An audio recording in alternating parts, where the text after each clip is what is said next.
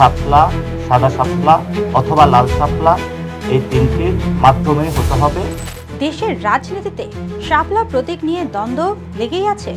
চলতি মাসে জাতীয় নাগরিক পার্টি এবং নাগরিক ঐক্য যখন শাপলা প্রতীকের জন্য ইসির সঙ্গে টানাপোড়েন করছিল, ঠিক তখনই বাংলাদেশ কংগ্রেসও দাবি জানিয়েছে যদি শাপলা প্রতীক দেওয়াই হয় তাহলে তাদেরকেই অগ্রাধিকার দেওয়া উচিত।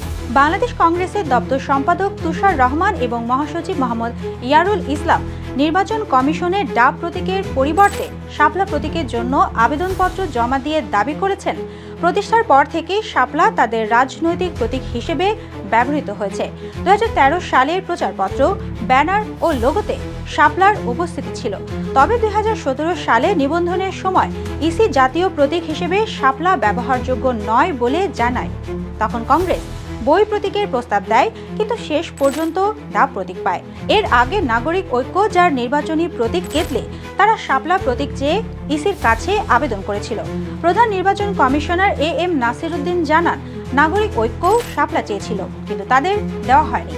পরে এনসিপির জমা দেওয়া আবেদনে শাপলা কলম বা মোবাইলের প্রতীক চাওয়া হয়। পরবর্তীতে সংশোধিত চিঠিতে তারা শাপলা, সাদা শাপলা বা লাল শাপলা চায়।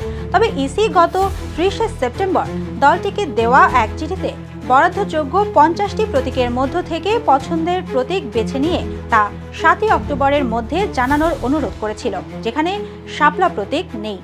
এরপর মাহমুদুর রহমান মান্না তার ভেরিফাইড ফেসবুকে নাগরিক ঐক্যের পক্ষ থেকে জানিয়েছেন, শাপলা যদি এনসিপিকে দেওয়া হয় তাহলে কোনো মামলা না করলেও প্রতিবাদ করা হবে, কারণ নাগরিক ঐক্য আগে আবেদন করেছিল এবং তারা প্রকৃত দাবিদার। আর কিছুদিন পর ইসির কাছে বাংলাদেশ কংগ্রেসের দাবি শাপলা প্রতীকের জন্য। রাজনীতিতে প্রতীক শুধু ভোটের চিহ্ন নয়, এটি দলের ইতিহাস, ভাবমূর্তি আর জনগণের বিশ্বাসের প্রতীক। সেই প্রতীক নিয়েই বিতর্ক তিনটি দলের মাঝে। ইসি বারবারই বলে এসেছে, জাতীয় ফুল শাপলা কোনো দলের প্রতীক হতে পারে না। এখন দেখার বিষয় পরবর্তীতে ইসি কি পদক্ষেপ নেয়। সুবর্ণা মেহজাবিন, দেশকাল নিউজ।